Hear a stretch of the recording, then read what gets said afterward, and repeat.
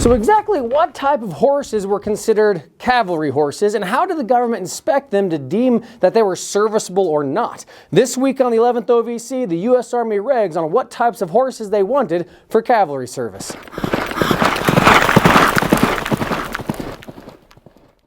So as with any time in military history, one must look at what was supposed to happen, and then you must look at what actually did happen.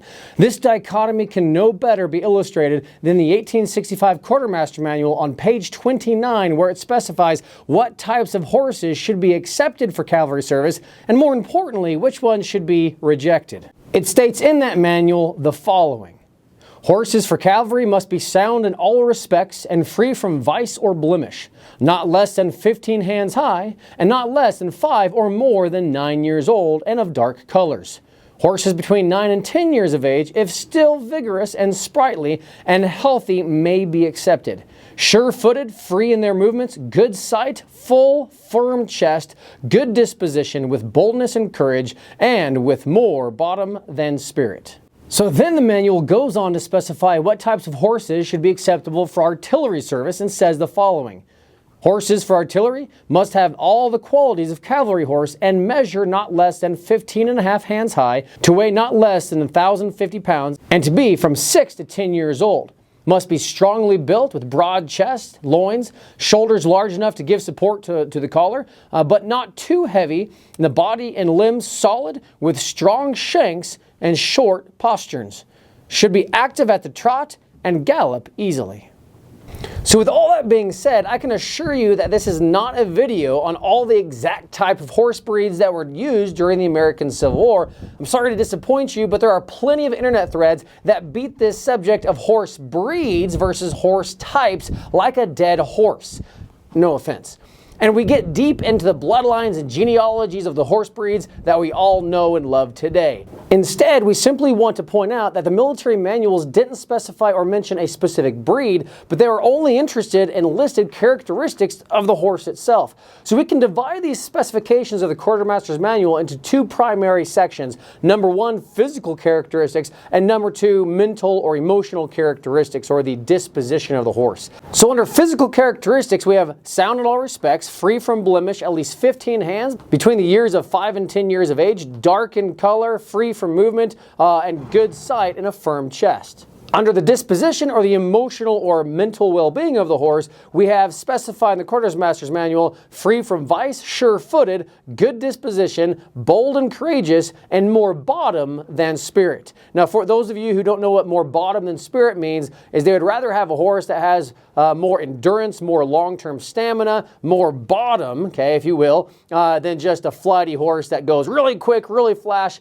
I guess another way of saying it is instead of a flash in the pan, they'd rather have something more substantial. So now, in going over that list, there are 8 physical and 5 mental attributes. So basically put, as long as you didn't have an idiot horse that can't learn and has boldness, then you're good on the mental side. However, on the physical side, there is a bit more to look over. So after reading the actual specifications of what the military wanted, the question is, how often did the Federal Cavalry during the Civil War actually hold to this standard?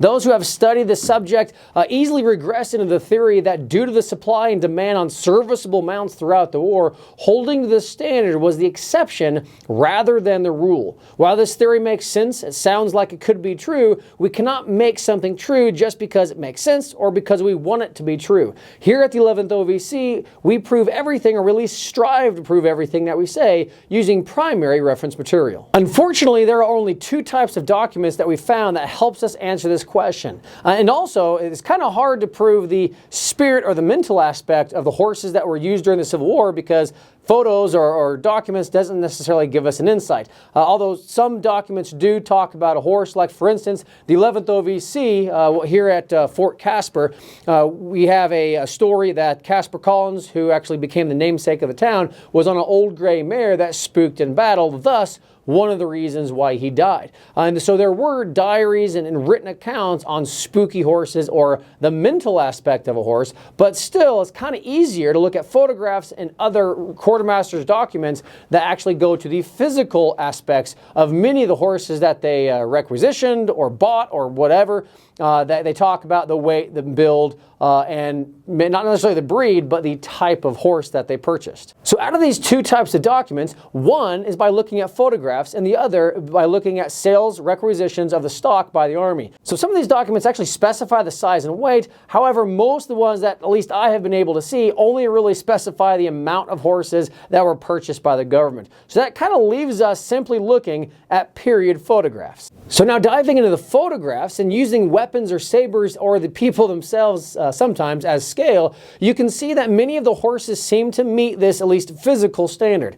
Now, the available mounted images available on the internet, however, and the archives and everywhere that we can find, don't even make up a representative sample or a fraction of the number of cavalry horses or artillery horses that were actually used in the field, but some valuable insight still can be gained by looking at these photos. So after looking at dozens of mounted images, there are really only a few that stand out as not necessarily meeting the specific physical standards that we can inspect in these photographs. One specific image that I would actually like to point out the most is this picture of a, I guess, spotted horse, or something that we probably would call a paint today. This is a very rare picture indeed, as in all the other ones, including photos of entire regiments mounted in formation, this is the first of only two images that I'm aware of that show a paint or a spotted styles horse.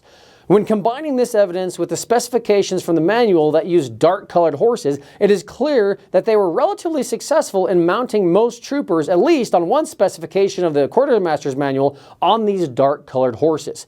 However, one clear exemption that I must say, or my friend Bill Gay might get mad at me, is one clear exemption of this rule of dark-colored horses are mounted bands. Mounted bands, ideally, or at least what they wanted to be, is mounted on white-colored horses. And what's nice about the specific use of white horses for band or mounted band members' horses, this can actually easily be documented on the images that we can find of mounted bands. So the next time you see an original photo of a paint horse used for military service, know that you are looking at one in probably literally a million horses that were actually generally solid colored, or at least dark colored, versus the paint that you may find. Again, the thing we filter everything through is what was usual, what was normal, and what was general, or what was NUG per se. While you can find paints were used, white horses obviously were used, the military specifications in the quartermaster's manual actually specified good, solid horses with more bottom than spirit that were dark colored.